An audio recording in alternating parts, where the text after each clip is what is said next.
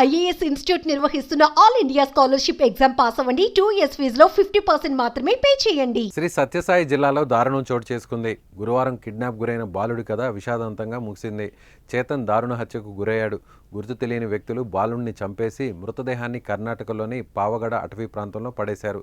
మడకశిర మండలం మరునపల్లి గ్రామానికి చెందిన పుష్పవతి వెంకటస్వామి దంపతులు కుమారుడు చేతన్ అమిదాలగొంది ఉన్నత పాఠశాలలో 8వ తరగతి చదువుతున్నాడు. గురువారం స్కూలుకు వచ్చిన చేతన్ మధ్యాహ్నం బయటకు వచ్చి తర్వాత కనిపించకుండా పోయాడు. దీంతో ఉపాధ్యాయులు కుటుంబ సభ్యులకు సమాచారం ఇవ్వగా చుట్టుపక్కల వెతికినా కూడా ఎక్కడ ఆచూకీ దొరకలేదు. దీంతో పోలీసులను ఆశ్రయించగా వారు స్కూలుకు వెళ్లి విచారణ చేపట్టారు. అనంతరం సీసీ ఫుటేజ్లను పరిశీలించగా 2 వ్యక్తులు చేతన్ను బైక్పై కిడ్నాప్ చేసినట్లు తెలుస్తోంది.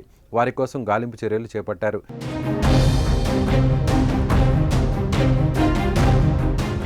ఇంతలోనే మడకశిర సరిహద్దున ఉన్న కర్ణాటకలోని అటవీ ప్రాంతంలో హత్యకు గురైన బాలుడి మృతదేహాన్ని గుర్తించారు. కిడ్నాప్కు గురైన బాలుడు తిరిగొస్తాడని ఆశగా ఎదురుచూసిన తల్లిదండ్రులకు చేతన్ హత్యకు గురవడంతో తెలిసి కన్నీరు మున్నీరవుతున్నారు. కుమారుడు మృతదేహాన్ని చూసి తట్టుకోలేకపోతున్నారు. అసలు చేతన్ను కిడ్నాప్ చేసింది ఎవరు? చిన్నారిని చంపాల్సిన అవసరం ఎవరికి వచ్చింది అన్నది ఇప్పుడు ఉత్కంఠ రేపుతోంది.